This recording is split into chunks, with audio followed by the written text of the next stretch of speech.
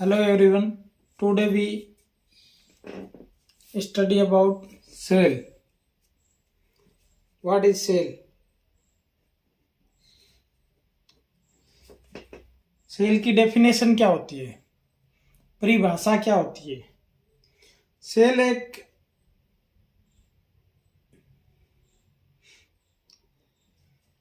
Living structural and functional unit. Structural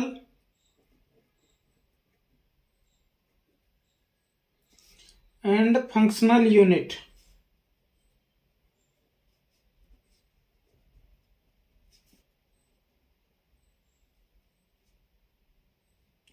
Functional unit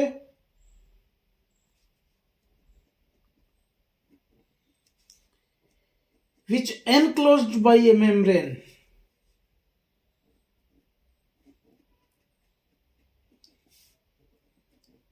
By a membrane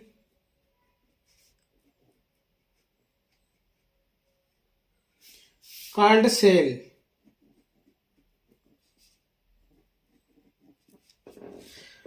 अब plants में membrane नहीं पाई जाती है, जबकि ह्यूमन बींग्स के अंदर, जीव जंतुओं में मेम्ब्रेन्स पाई जाती है, plasma membranes.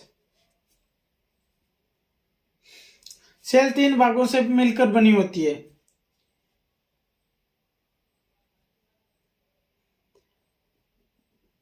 The cell is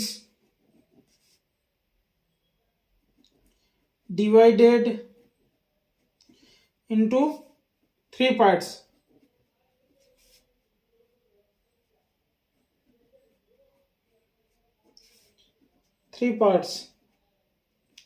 एक नंबर पार्ट क्या होता है? Plasma membrane.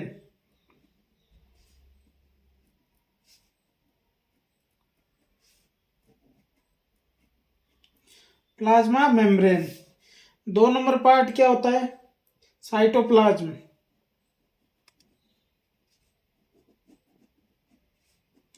Cytoplasm. 3 number part nucleus.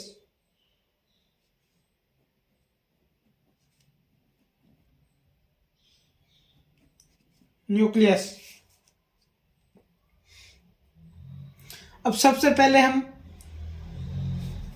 3 भागों में से प्लाज्मा मेम्ब्रेन को पढ़ेंगे. प्लाज्मा मेम्ब्रेन या सेल मेम्ब्रेन बोलते हैं इसको. प्लाज्मा मेम्ब्रेन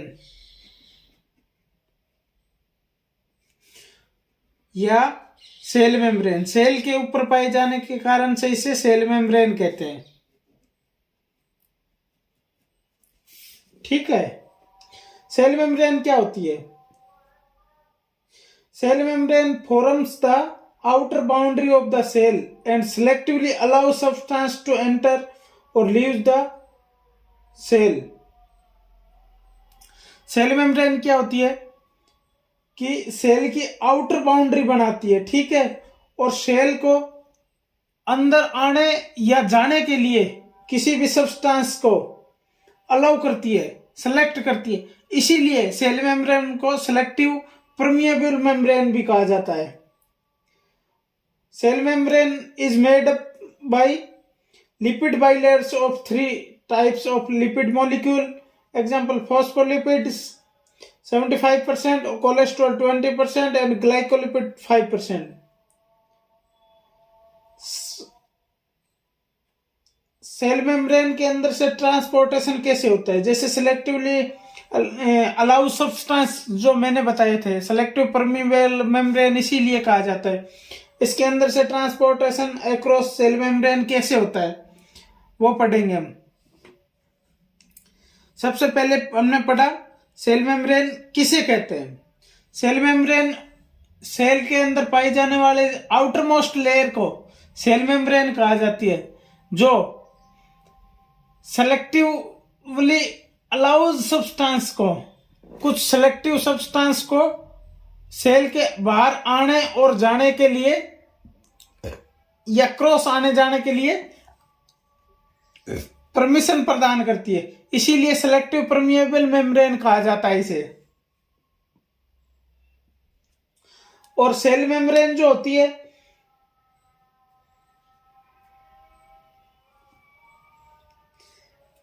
लिपिड के bilayers of 3 types of lipid molecule से बने होती है, जैसे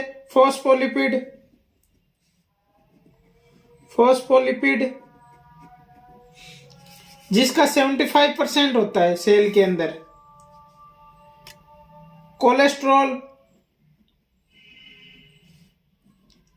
कोलेस्टेरॉल 20% होता है, ग्लाइकोलिपिड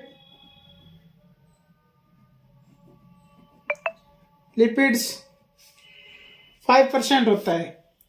सेल मेम्ब्रेन जो बनी हुई होती है तो बाई लेयर्स ऑफ लिपिड्स से बनी होती है,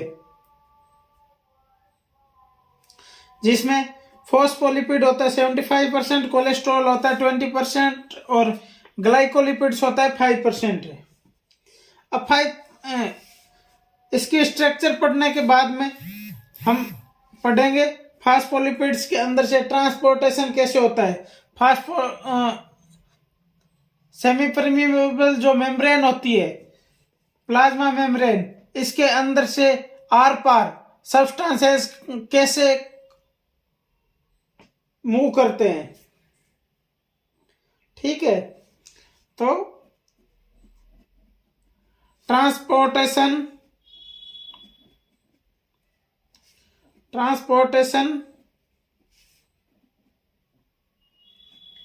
across plasma membrane।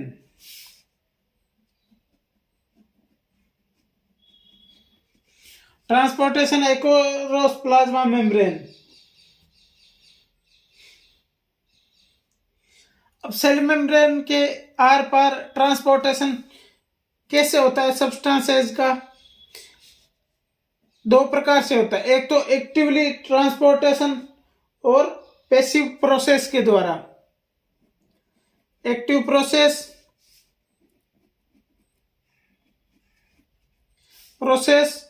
And passive process, 2 प्रकार से होता है। अब 2 प्रकार में सबसे पहले हम पढ़ेंगे passive process. Passive process.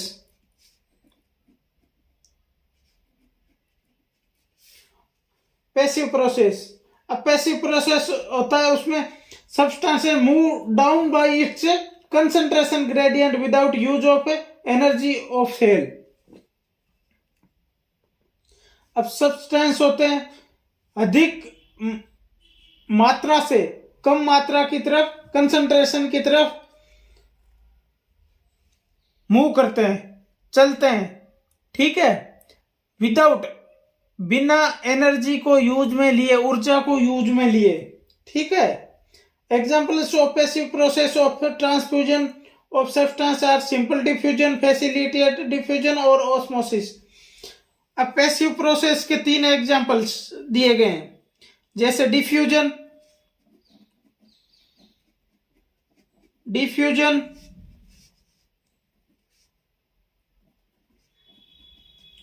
Osmosis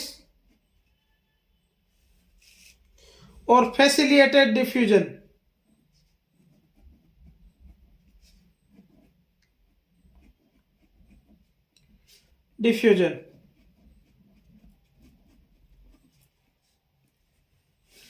अब सिंपल डिफ्यूजन इसको बोलते हैं और इसको फैसिलिटेटेड डिफ्यूजन बोलते हैं। सबसे पहले हम पढ़ेंगे simple diffusion movement of substances freely through the lipid bilayer of cell membrane without the help of membrane transport protein. अब सिंपल डिफ्यूजन के अंदर क्या होता है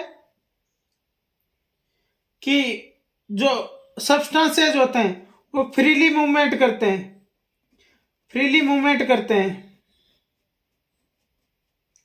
across the cell membrane,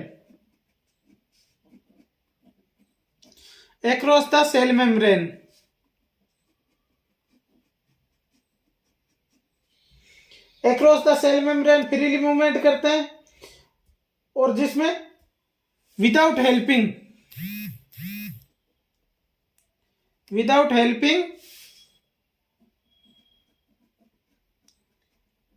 any membrane transport protein.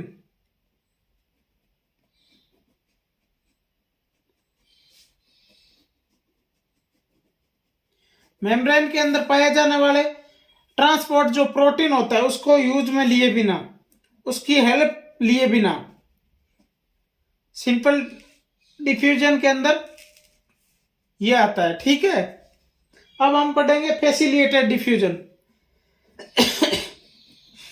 Facilitated diffusion,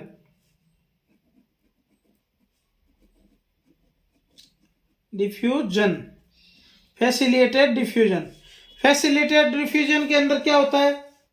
movement of substances such as जैसे glucose through lipid bilayer of cell membrane with the help of membrane proteins acting as carrier molecules।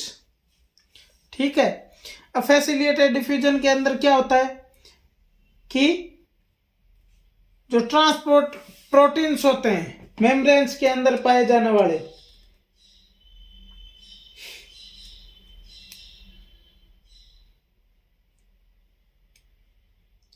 उनकी मदद से transport होता है cell के are पार। ठीक है, जैसे कि ग्लूकोज। ऑस्मोसिस, थर्ड नंबर हम पढ़ेंगे ऑस्मोसिस। अब ऑस्मोसिस में क्या होता है? It is special kind of diffusion in which only water can diffuse across a semi permeable membrane like cell membrane.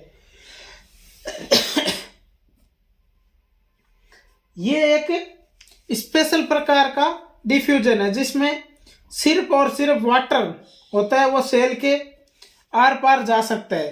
Water is diffuse across cell membrane.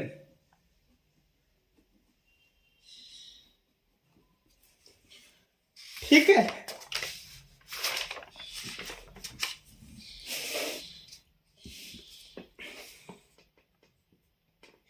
अब हमने passive process के अंदर 3 प्रकार की चीजें पढ़ी: simple diffusion, osmosis, facilitated diffusion. ठीक है, उसके बाद में हम पढ़ेंगे active diffusion, active process.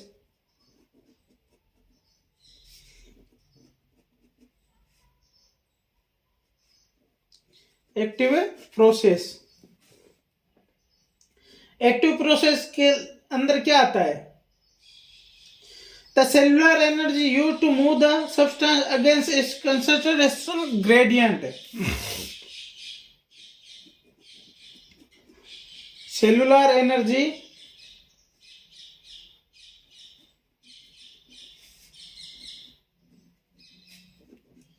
used to move the substances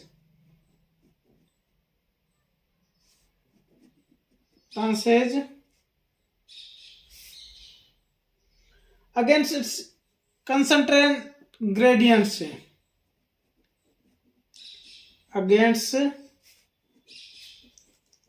its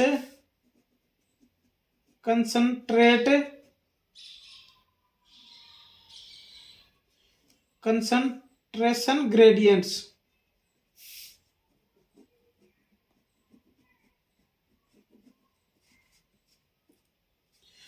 यानी कि सेल की एनर्जी को यूज में करके किसी भी सब्सटेंस को कम कंसंट्रेशन से अधिक कंसंट्रेशन की ओर से पैसिव प्रोसेस के द्वारा ले जाया जाता है सब्सटेंस को। ठीक है, इट में बी प्राइमरीली एक्टिव ट्रांसपोर्ट है। Energy obtained by ATP and secondary active transport energy obtained which are stored into ionic concentration gradient। ठीक है, Examples of active process to transport of substances are endocytosis, ingestion of the substance by a cell, and exocytosis, discharge of particles from a cell. अब active process के अंदर endocytosis आता है, cytosis and exocytosis, cytosis. अब endocytosis के अंदर क्या आता है? एंडोसाइटोसिस के अंदर आता है injection of substances by a cell, और एक्सोसाइटोसिस के अंदर क्या आता है? Discharge of